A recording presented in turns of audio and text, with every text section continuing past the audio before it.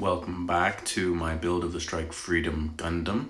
This video will finish the arms, but it is a little bit longer than normal.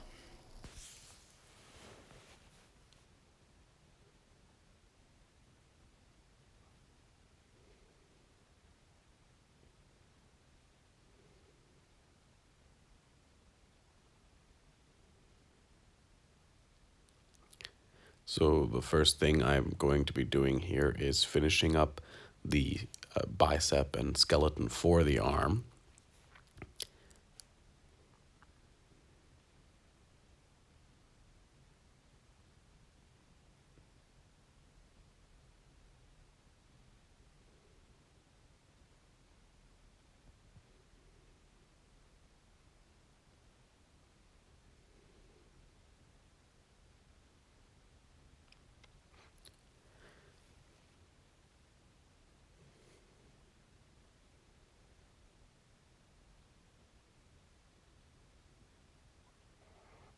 Periodically checking to make sure my paint is dry, checking just whether it's still feeling a little tacky.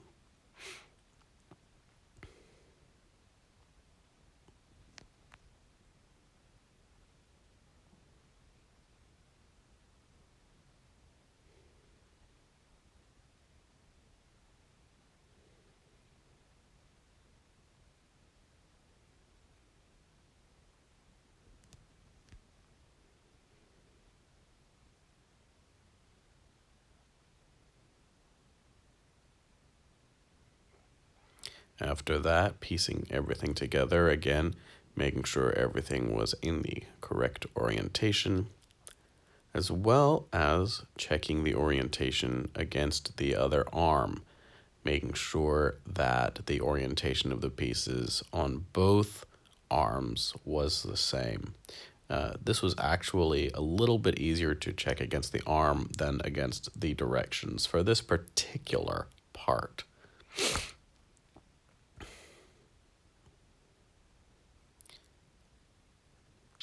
Finally, snapping the shoulder joint in.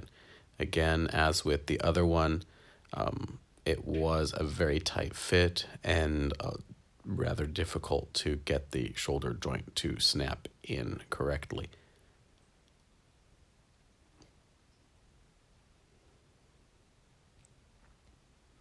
I did periodically check the two arms against each other, checking to see if the length was the same.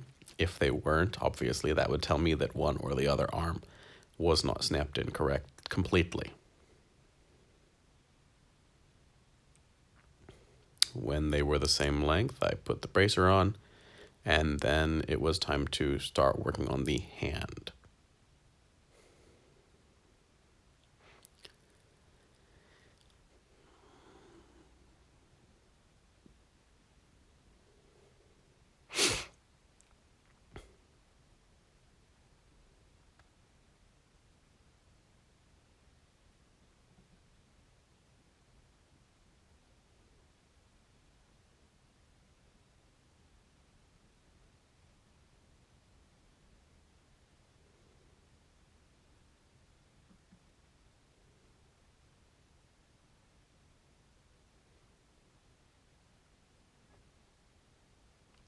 I started with the hand plate, bicep plate, sorry.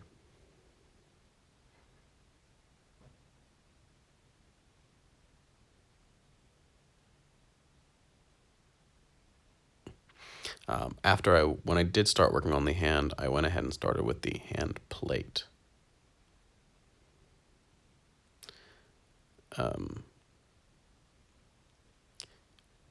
I clipped it out before clipping out the fingers so that I could trim it and do a little bit of paint on the knuckles.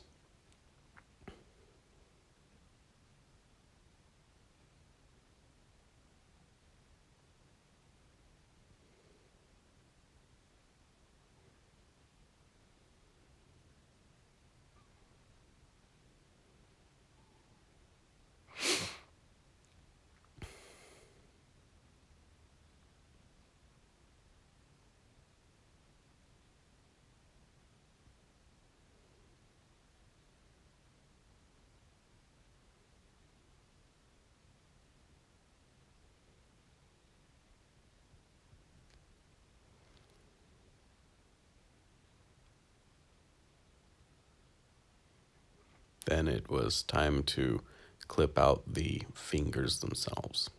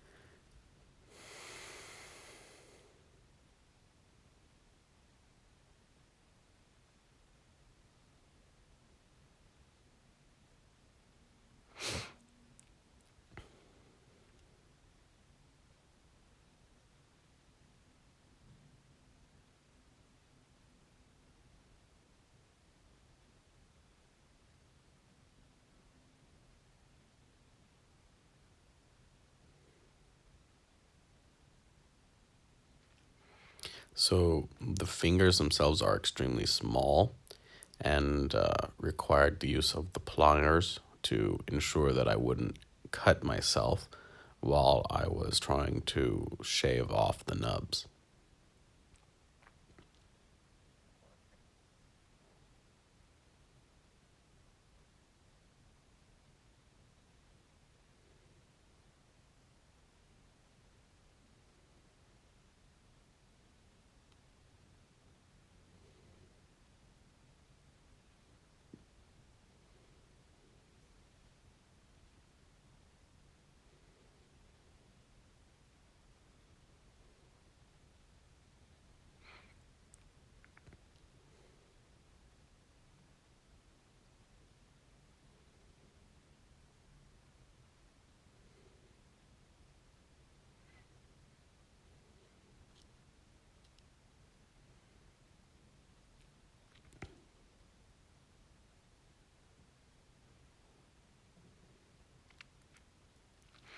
So when I put the fingers in on this one, I put them in backwards. And I didn't realize it until I was putting the hand plate on, and it just wouldn't go on quite right. I didn't understand why. And then I tried to close the fingers and realized why, and had to take the hand plate off, turn them around, and close it up again.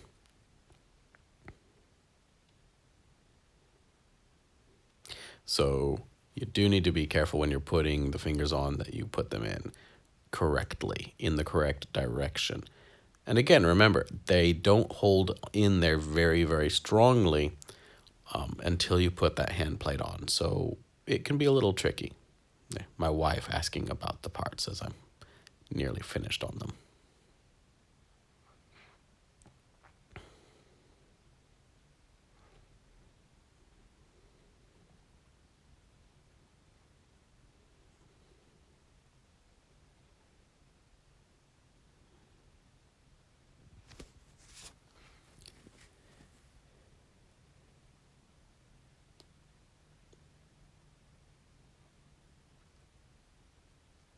So now that I had both arms completely done from fist to bicep, it was time to start working on the shoulder plates.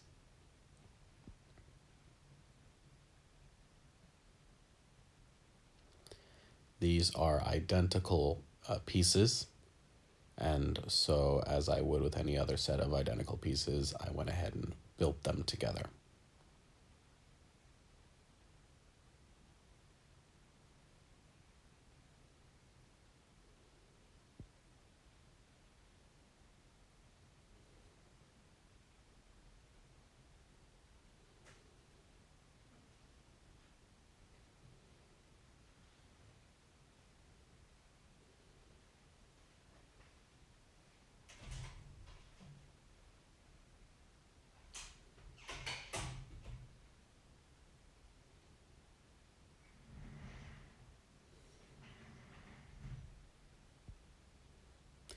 When I shave with the knife, I do try and keep the blade as close to flush as possible. This prevents gouging into the part itself. And then I can use the back of this particular blade to scrape. Not all blades will have that ability, but these do. It allows me to shave off much more finitely, much more discreetly. But I have to have it mostly flush for that to work.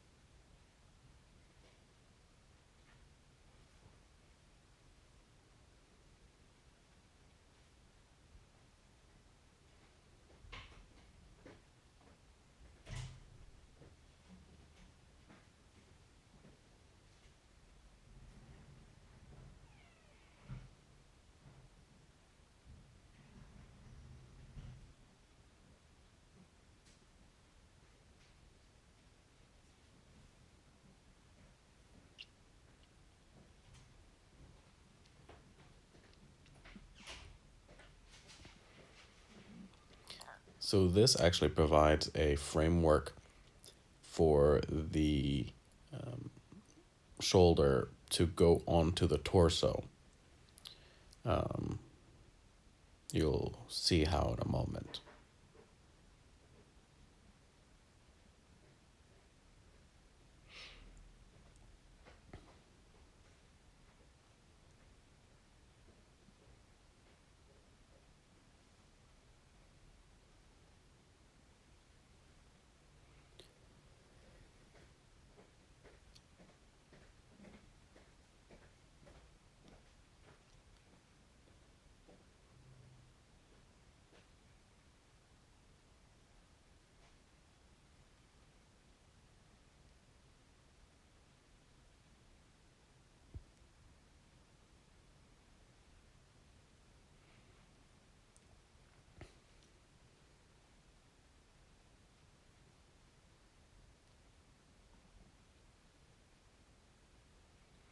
All right.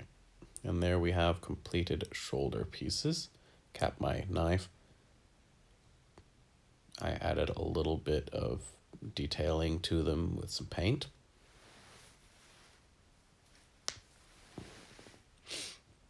Again, using my craft swab to wipe away the excess paint from around the indentation.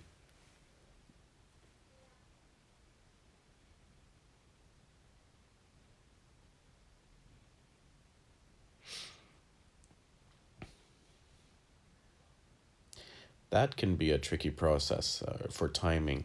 You definitely don't want to let the paint dry completely before you do this, but at the same time, you want to let it dry a little bit, or else it will smear.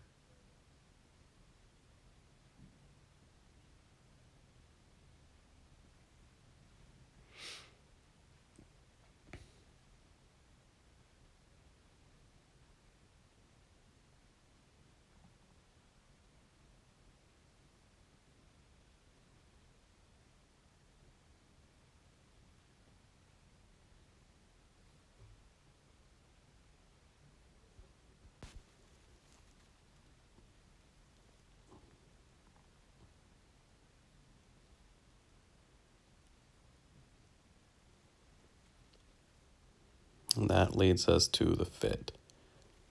So the shoulder joint will go on first, but it doesn't stay quite securely on until you actually put the arm itself on. It's a little tricky, but like the shoulder joint itself, it will eventually snap into place very satisfyingly, by the way. When it does finally snick into place, it's a very satisfying fit.